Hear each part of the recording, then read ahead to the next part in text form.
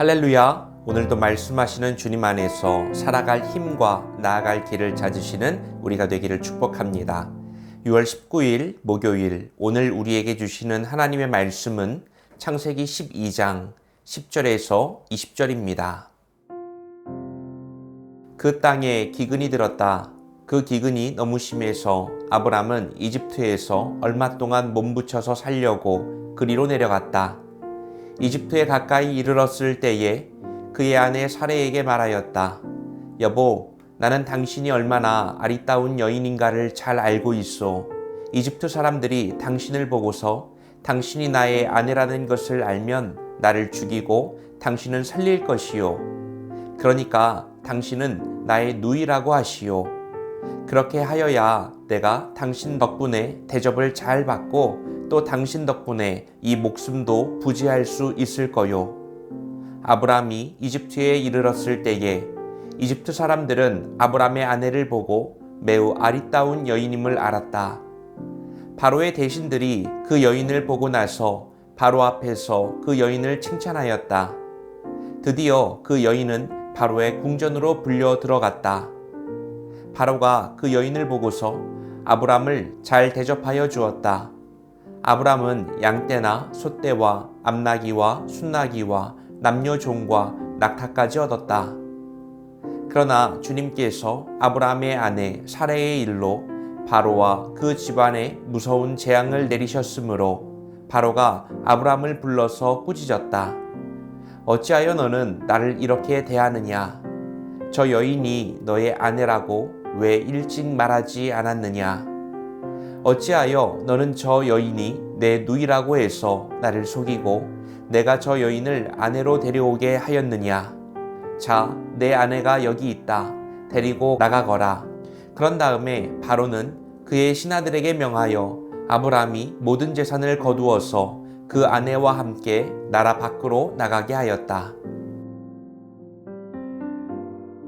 아브람은 하나님의 부르심을 받고 약속의 땅으로 들어갔지만 그 땅에 기근이 들자 곧바로 이집트로 내려갑니다. 아니, 하나님이 주신 땅인데 여기서 어떻게든 버텨야지. 그런 고백보다는 이대로 있다가는 죽겠다. 다른 곳을 찾아봐야겠다. 라는 판단이 앞섰던 거죠.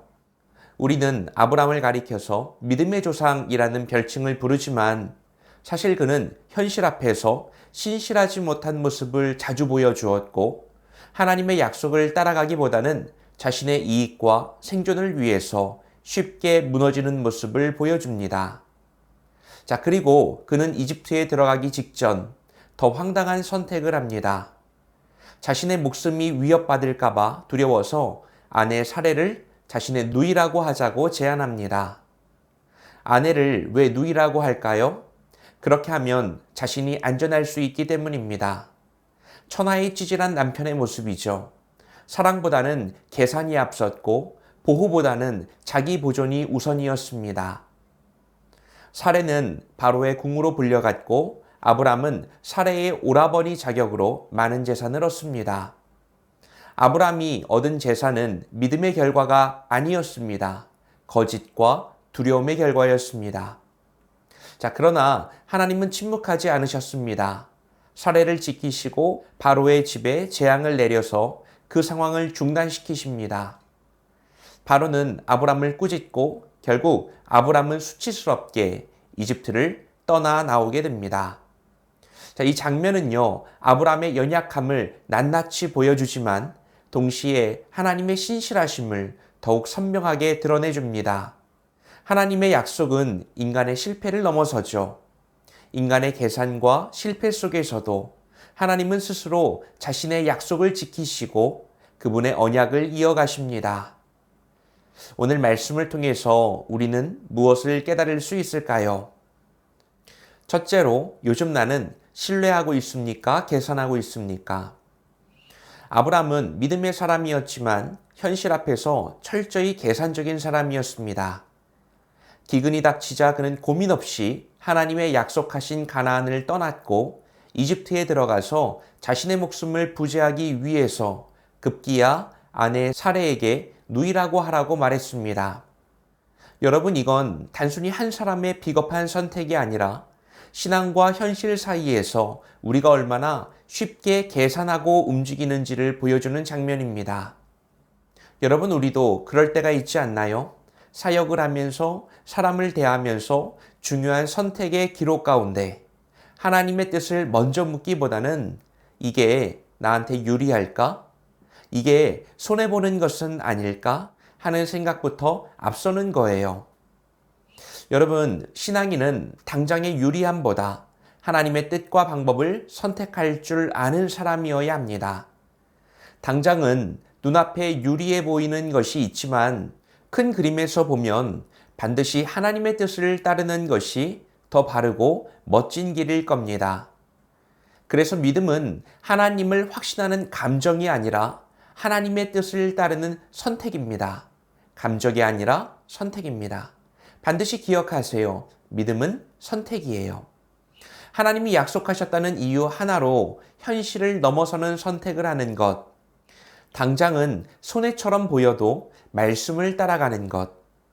하나님의 약속을 따르기에 현실을 포기하지 않는 것. 여러분, 그게 믿음입니다. 지금 나는 어떤 결정을 앞두고 있나요? 그 결정에는 하나님에 대한 신뢰가 들어가 있나요? 아니면 철저한 계산과 두려움만이 나를 움직이고 있지는 않나요?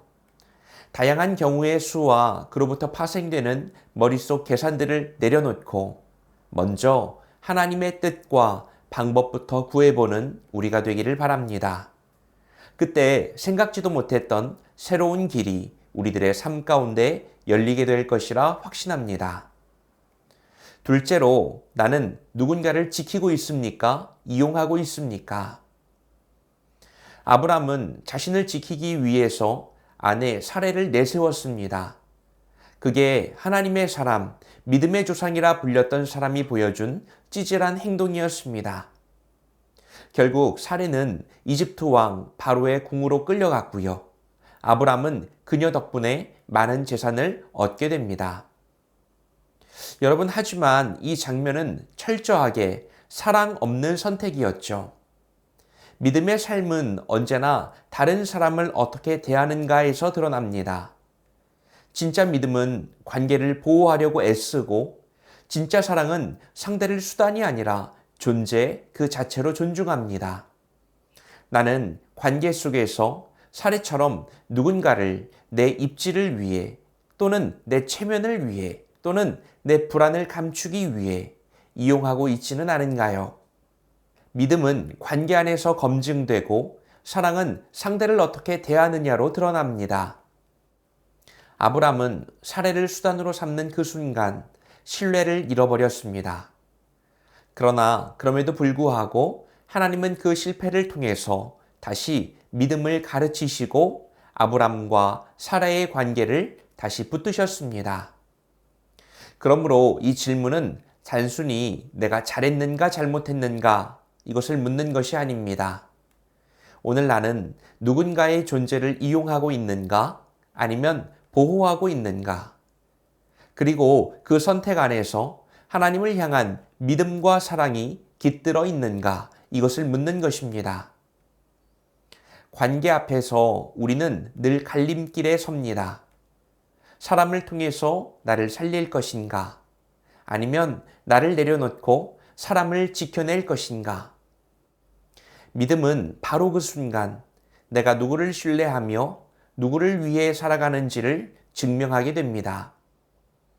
오늘 말씀을 통해서 우리는 믿음의 사람이라도 두려움 앞에서 언제나 흔들릴 수 있고 때로는 나를 지키기 위해서 누군가를 이용할 수도 있다는 인간의 그 연약한 모습을 보게 됩니다. 하지만 그 속에서도 하나님은 우리를 포기하지 않으셨고 실수 너머에서 언약을 이루어 가시는 분이라는 사실을 다시 한번 확인하게 됩니다. 믿음은 완전함에서 출발하는 것이 아니라 실패 속에서도 하나님을 붙들 때 자라납니다. 오늘도 그 믿음으로 우리가 서 있는 자리를 다시 돌아보고 사람을 이용하는 자리가 아니라 사람을 지키는 자리에 서길 원합니다. 오늘은 하나님이 허락하신 기회의 순간이자 축복의 날입니다. 기도하겠습니다. 사랑과 은혜가 풍성하신 하나님 아버지, 오늘도 말씀으로 새날을 열어주시니 감사합니다. 주님, 현실 앞에서 자꾸 흔들리는 우리를 불쌍히 여겨 주옵소서.